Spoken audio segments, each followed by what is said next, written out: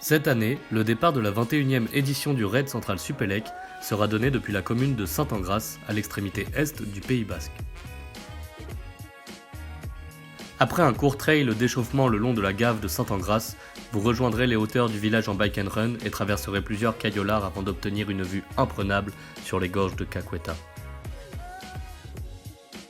Puis, vous monterez jusqu'aux crêtes en VTT et profiterez d'un panorama unique en son genre, avant de redescendre en trail le long des gorges d'Olzarte en passant par la fameuse passerelle éponyme. Vous pourrez alors profiter d'une activité canyoning mémorable au sein même des gorges. Vous reprendrez ensuite vos VTT pour rejoindre l'Aro, première ville-étape.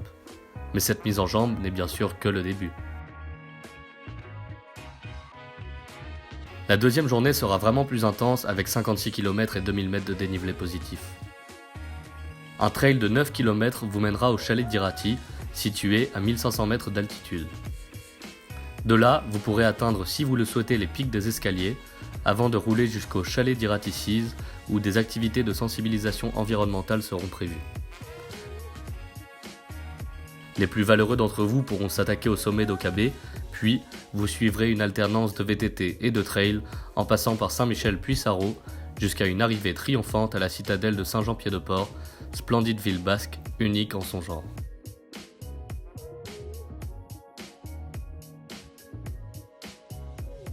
La troisième journée, avec 48 km et 1900 mètres de dénivelé positif pour les meilleurs, aura un fort caractère stratégique. Vous partirez en VTT, puis vous grimperez jusqu'au Jara, avant d'entamer une descente sur single jusque Saint-Martin d'Arossa. Vous aurez ensuite le choix, faire le Larla ou venir frôler les crêtes d'Iparla avant de rejoindre Bidaraï.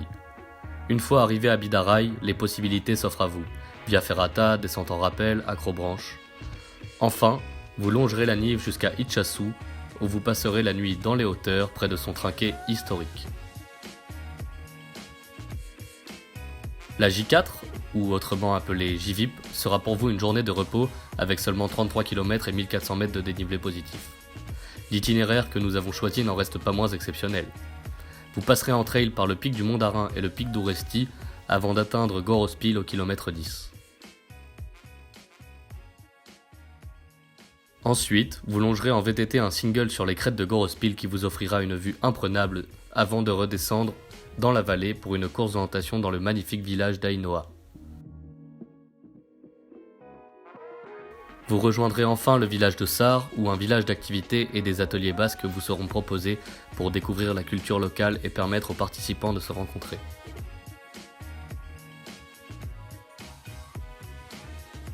La J5, vous l'attendiez, et la voici. L'océan, que vous aurez peut-être aperçu ces 2 derniers jours, est maintenant à votre portée. Cette journée, basée sur l'orientation, saura vous ravir. Vous vous levez à 4 heures, vous partez à 5.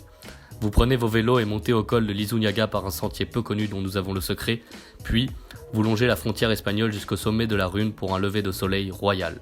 Vous y êtes presque et vous voyez déjà l'arrivée. Après une course d'orientation au sommet, vous continuez ensuite votre trail jusqu'au col d'Ibardine où une autre course d'orientation vous attend. Suite à cela, vous entamez la descente finale en VTT jusqu'à Biryatou. Enfin, vous rejoignez la baie de Tchingoudi en canoë, puis terminez ces 5 jours d'aventure par un sprint final longeant l'océan.